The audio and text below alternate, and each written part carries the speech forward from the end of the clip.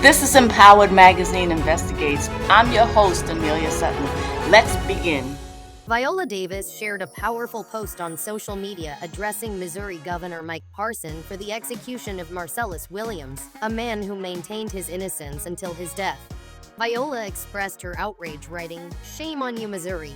There is no way that there wasn't enough of a reasonable doubt for a stay of execution. Draconian, lazy.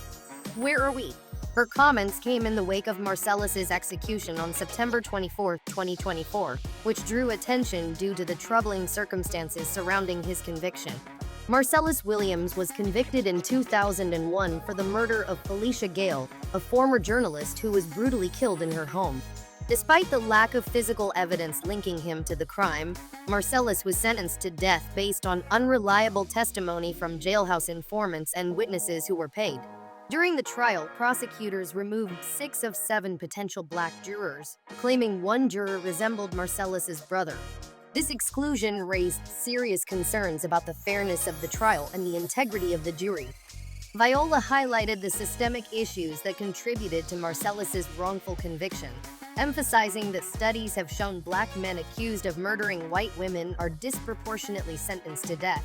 The district attorney who prosecuted Marcellus declared it was a wrongful conviction of an innocent man and fought to have the conviction overturned. Despite this acknowledgement, the prosecutor, Mike Parson, refused to stop the execution.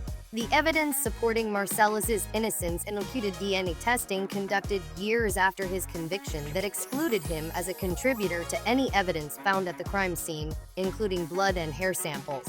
The victim's family and the prosecuting attorney expressed their opposition to the death penalty in this case, advocating for life in prison without parole. This plea for mercy underscores a growing recognition of the flaws within the criminal justice system and the irreversible nature of capital punishment.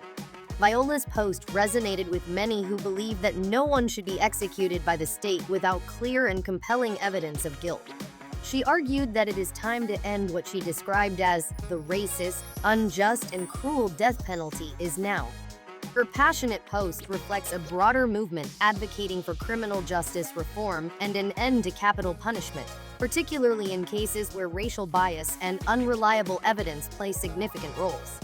The execution of Marcellus has sparked discussions about the death penalty's moral implications and its application in cases involving racial disparities.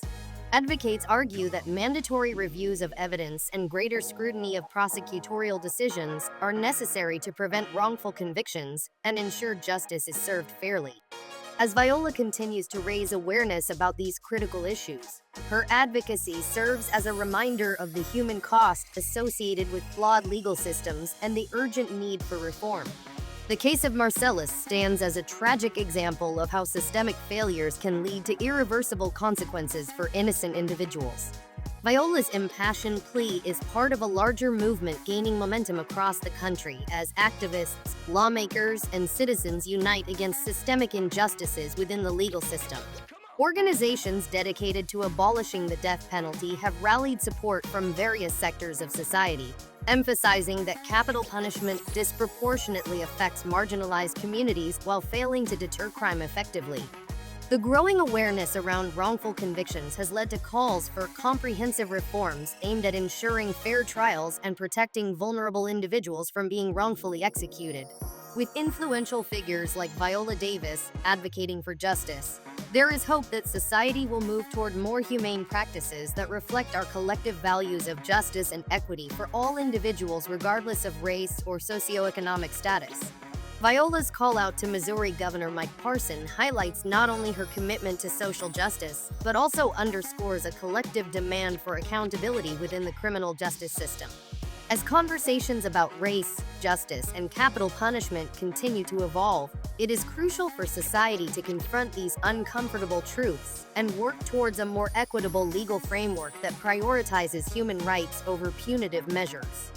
The fight against wrongful executions is far from over, and voices like Viola's are essential in pushing for meaningful change in how justice is administered in America. Let us advocate for a justice system that truly reflects equality and fairness for all. We will continue to monitor this developing story and provide updates as more information becomes available. Dear viewers and subscribers, you know as well as we do that the American justice system is damaged beyond repair and rotten to the core with corrupt cops, corrupt private attorneys, corrupt public defenders, corrupt prosecutors, corrupt judges, corrupt politicians who lie to get into office and lie to stay in office. And let's not forget about the countless government officials who are corrupt and serve no one but their own interests. All of these groups of officials have one thing in common, which is that they fail to serve and protect the very people they are supposed to serve and protect, because the entire system is corrupt from the top. That begins with the Department of Justice. That's why Anelia has dedicated herself to restoring justice by publishing daily content on social media. She is a passionate advocate for social justice and legal empowerment, who began her journey into legal research as a legal abuse survivor. Anelia is doing the work to get rid of an unfair and unjust system, but she can't do it alone. She needs your support now. You can support this important work by simply hitting the follow button. Remember, the people you choose to follow on social media is who you amplify. So follow Anelia Sutton on this platform and across all social media platforms to amplify her mission for justice reform. Next, you can support Anelia by giving a contribution for her justice reform initiatives on aneliasutton.com/now. Your contribution, as little as $8, is critical to restore accountability, transparency, and justice for all back into the justice system. All right, let's get the engagement going here. Do all of the button things, so hit the like button, share this video, and comment #AneliaSutton. Stay tuned for more updates, and I'll see you in the next video. Check the video description box for all of Anelia's social media links and more helpful links mentioned in this video. Remember, knowledge is power. Unity is power, so stand together with Anelia for justice. United we stand, united we win. Thank you for watching, and thank you for all of your support. I believe that legal education and personal finance are two sides of the same coin, because corrupt officials target people who don't know their rights and are struggling financially. But with the right financial tool, you can protect yourself by building your personal credit, and that's where the Self card comes in. It's not just a secure credit card, but a powerful shield of protection and a symbol of empowerment. Don't let financial struggles allow corrupt officials to put a target on your back. Take control of your personal finances now. Build credit, build dreams. Get the Self card today on aneliasutton.com/self. You can also find a link in the video description box. This video is sponsored by Mission Possible University, a school I founded with courses dedicated to equal access to justice and closing the wealth gap. Join more than 4,000 students and over 20,000 alumni in the pursuit of brave ideas on missionpossibleuniversity.com. Please remember to hit the like, share, subscribe, and the bell notification.